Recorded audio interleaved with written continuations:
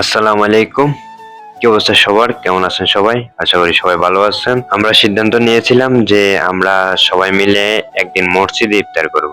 আলহামদুলিল্লাহ আমরা আজকে মসজিদের উদ্দেশ্যে রওনা দিলাম।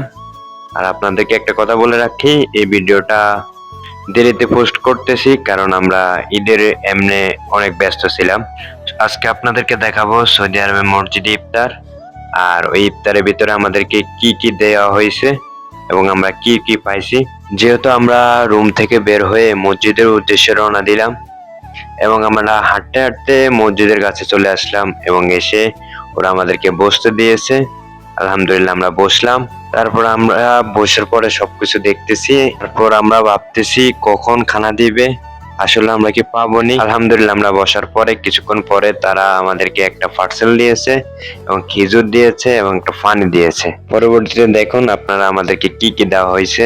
তারপর আমি উপভোগ করলাম, দেখলাম যে অনেক মানুষই আছে এখানে। যেহেতু মসজিদটা আমাদের রুম থেকে বেশি দূরে না, তাই আমরা তাড়াতাড়ি রওনা দিয়েছিলাম। রওনা দিয়ে আমরা ইফতারের অনেক আগেই পৌঁছে গিয়েছিলাম। পরে আর কি করার, পরে তারা আমাদেরকে যা যা ইফতার করতে দিয়েছিল আমরা সেগুলো সামনে নিয়ে বসেছিলাম। আর আরেকটা জিনিস, ইফতার সামনে নিয়ে বসে থাকা সুন্নত।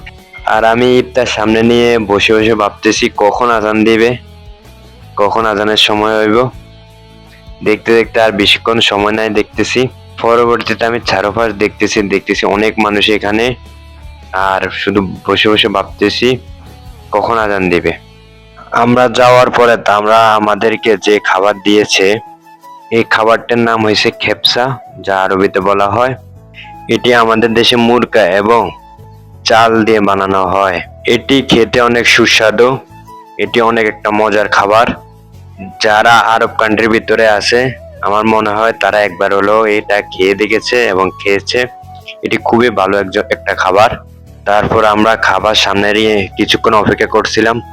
আলহামদুলিল্লাহ কিছুক্ষণ অপেক্ষা করার পরে আজান দিয়ে দিয়েছে।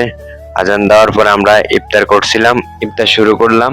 ইফতার শুরু করার পরে আমরা ইফতার খেয়ে নামাজ পড়ে ওই জায়গা থেকে এসেছিলাম। সবাই ভালো থাকবেন। আসসালামু আলাইকুম।